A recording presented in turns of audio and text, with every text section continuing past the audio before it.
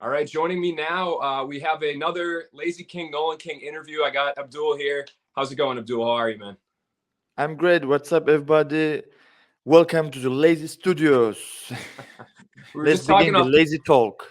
just talking off camera, man. You're investing in the equipment to get some good interviews in. Yeah, talk to me about that. You got your shirt behind you. What's on your over your left shoulder? This is my last competition win. It was a France National Championships of Jiu-Jitsu, Brazilian Jiu-Jitsu, and I won the 100 kilo category. Yeah, While was that I'm only weighing at 82 kilograms right now, and I thought I won, and it was a very good experience because I'm doing that to gain more knowledge in the fight game. So that's the reason why I'm still competing at the BJJ tournaments, and even for the future, I want to always keep doing that because my main goal is to be a martial artist at the end. To be a real martial artist and to be a master of my of the fight. So that I can first of all feel confident and live my life as more easy as possible, and also I can teach others and take pleasure at that. So that's the main goal. So I have chosen this this way of life for my rest of my life. It's not just I want to make a career, and so for now on I am a warrior, samurai, call it what you want, martial arts, lazy king. I love it. And that was since your last MMA fight. You did that competition, right? This was when did you get this medal? How long ago? It was 2 weeks ago. Yeah. So, and you said you're competing up. That's like your thing now. You fought up a weight class in MMA, and now you're grappling heavier guys. I guess Yes. what were your thoughts on? We'll get to your last fight in a second, but competing up, is it just easier not to have to cut weight to move down, or kind of what's the decision of grappling upward? First of all, it was like I'm lazy to cut weight and to make a diet, and so this was my first reason. And then I began to like it, to fight against more heavier opponents than me, because I myself I have even if I am light, I have really good strong strength. So I love to challenge myself always with other strong people. In the heavyweights, you don't have more enough space for mistakes. You must be very concentrated because one mistake can cost you the whole fight. Of course, if I fight at my own weight class or at the lighter weight classes in BJJ, there's still going to be tough competition. But uh, you know, uh, at the end, it's the same for me. Because some guys say that the higher weight classes there are fewer peoples, but it compensates with the strength. At the weight. At the lower class, also there are more people, but not everybody is strong. So it's uh, it's it's uh, it's the same for at the end. So I like always to fight at the heavier weights. Always at my career at wrestling and jiu-jitsu, I always fought the uh, category above me. I was always when I began with wrestling, freestyle wrestling at 16 years old. I was 79, 78 kilograms. At the end, I was 80, and always fought at 85, 84 kilograms at in wrestling category. And then in jiu-jitsu the same. I always fight at least 85 or more higher the category. Yeah. And so let's talk about that last fight where you moved up, you became the double champion for Aries.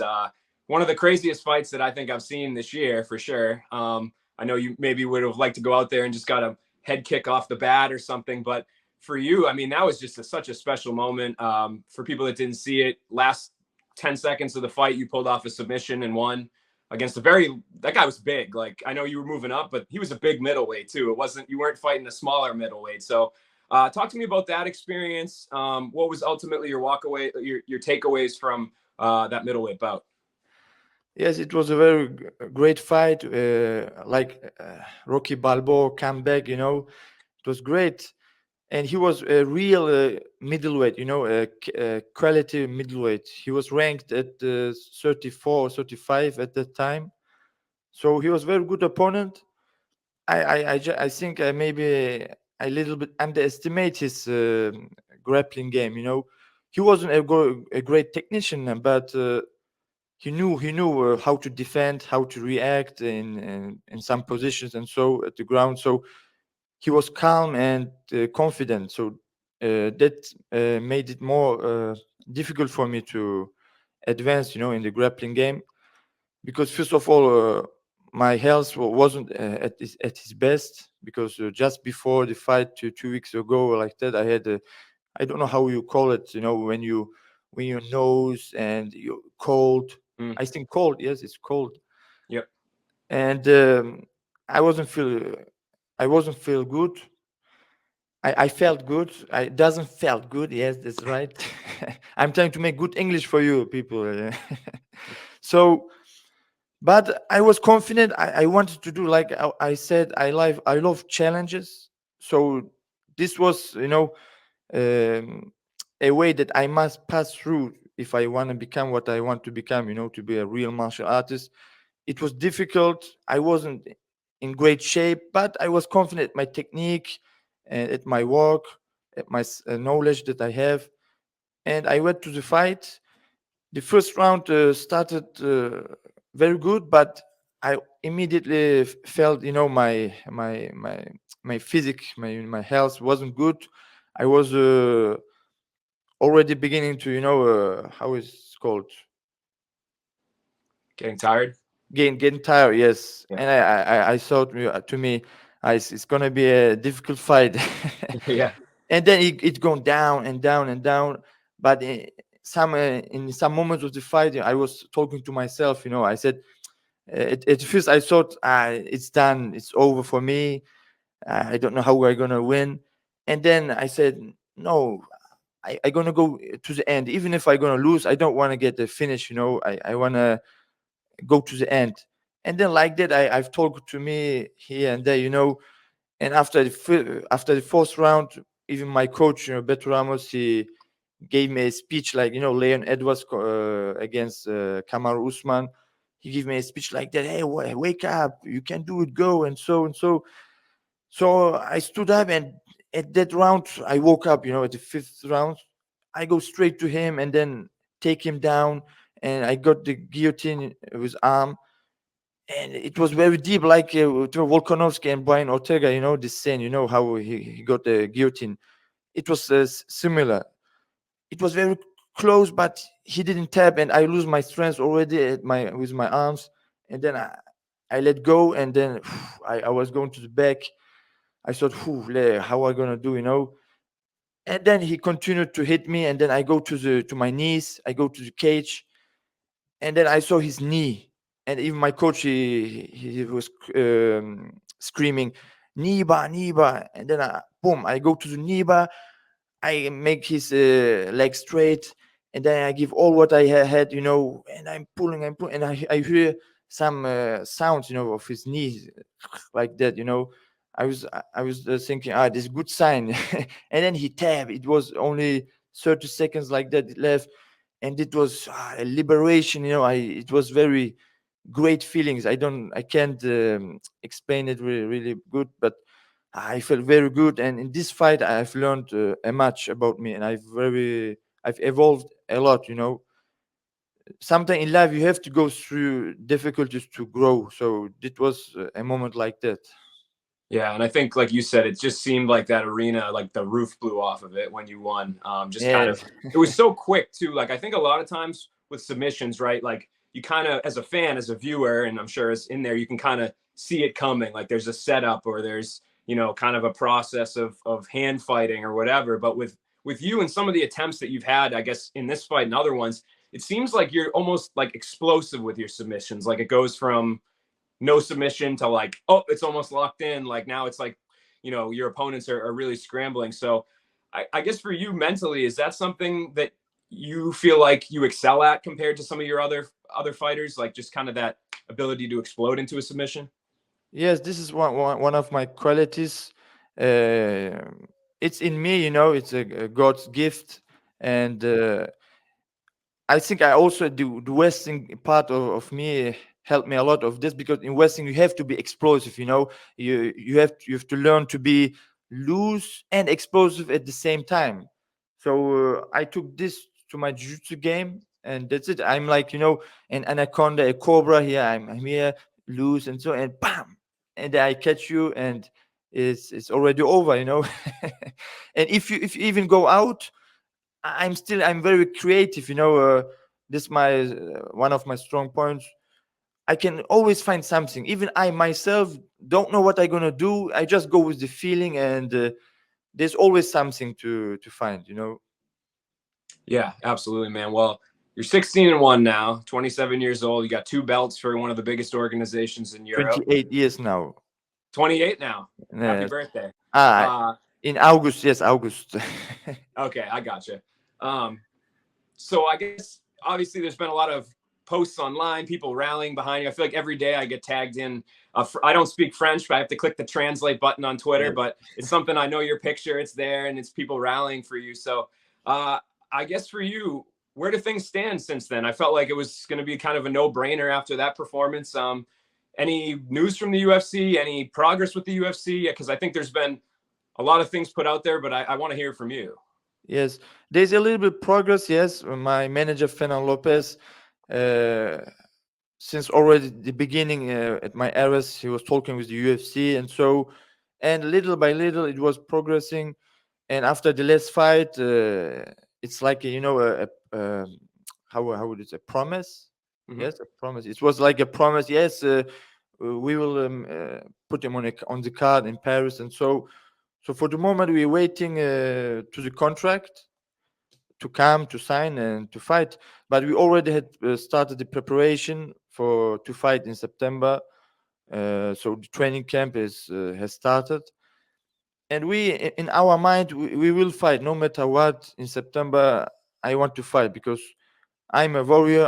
I need to fight. I want to evolve. I want to fight. I want always to advance. And that's it, because it's time for the Lady King to conquer the world, ladies and gentlemen. It's time. The Man, Lady bro. Conquest of the world will start in September 2023. I love it, man. I love it. I guess because I think it's interesting, right? Like to kind of have that sort of verbal where the UFC indicated to you that they're going to bring you on. Does it make you nervous at all? Like that when the paperwork doesn't come, like, man, I got to have like a backup plan, or, I got to, because I know you want to fight, you like to stay active. So I guess how Yeah, nervous are you that it doesn't come, and kind of what do you do if it doesn't? yes, of course. I'm a human like anybody else, and I have the same thoughts. There's some moments I'm thinking, I don't know what's gonna happen, and so, but uh, I'm trying to be positive. For at the moment, I'm learning a lot, and a lot of stuff, psychological stuff, and so I'm looking at the at books. So I'm learning a lot of stuff, and that helps me to stay in a good mind, have a championship mind, have a uh, winner's mind. So I try to throw away all the negative thoughts at the trash bin, and make only positive thoughts. So that's why I don't know what's going to happen, but I can act. So I can control the outside, but I can control the inside. I'm going to control me, my actions, my thoughts, and everything good will come automatically. It's the law of attraction. So that's why I'm saying I'm gonna fight no matter what in September. Either it's gonna be in UFC or other organizations. I am ready, motivated, no matter who, where. I'm ready. And I was going to ask you about that. There was another tweet that I'm tagged in all sorts of lazy king things every day. So I'm trying to figure it all out. There was a tweet that somebody tagged me in saying that PFL had reached out to you and that they had offered you something. So I guess, is that true? And would you ever consider a Bellator or a PFL, or are you pretty set on the UFC at this point? Yes, there was a moment where the there was a opportunity to fight in the PFL at the tournament, but it was at the moment, with Ramadan, and so in the months of Ramadan, that's why I thought I can't do that because I want to concentrate to 100% to my months of Ramadan, So that's why I was saying no at this moment. But in the future, who knows? Because each year the Ramadan goes down 10 days. So Mm. it changed the date. So it could be possible that I can fight there also if there is a good opportunity. Right now for my focus on the UFC, I want to do the UFC. But if they don't want me, there's no problem. We will find other good options for us. Yeah. And I guess if Sean Shelby is watching this right now, can you kind of detail for him or for even for me? There's going to be a lot of French fighters on this Paris card, but my understanding is when you fight in France, things get a little bit crazier than that. Like the fans seem to really back you. I mean, we've seen the videos of you doing backflips in the crowd, getting them fired up. So, what kind of level do you feel like you could bring that card to in terms of excitement, fans talking about it, the energy in the arena? Do you think you would bring it to the next level if you were on there? Yes, of course, I can bring because if I don't know if you know, because right now in France I have a very good popularity. I have very good a fan base, and I'm very thankful to them because there are a lot of people who recognize me now. Especially in Paris and also in my hometown, Nantes. There are even when I'm outside, walking just like that, there are some people coming to me to take pictures and so. And I'm very thankful for that, and it's a pleasure for me. So there are a lot of people who want to see this me fight in Paris. Of course, there are a lot of other fighters also who are well known and so who also have their own fan base.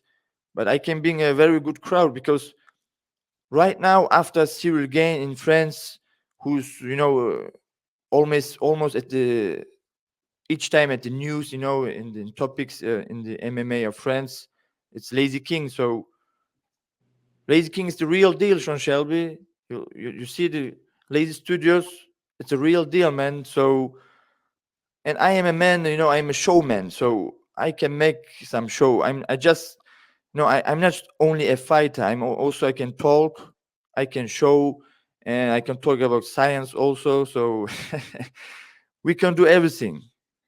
Yeah, maybe USADA will be interested in having you work for them as well, but the science behind everything. So, uh, I got to ask you too a couple of things. Who's this MMA propaganda account Uh, that really seems to plug? Is that is that just a fan? Like, at the first, I've talked with him, and he was a fan, and then he started the MMA page, in Twitter, and is going well. He's now very well known in France.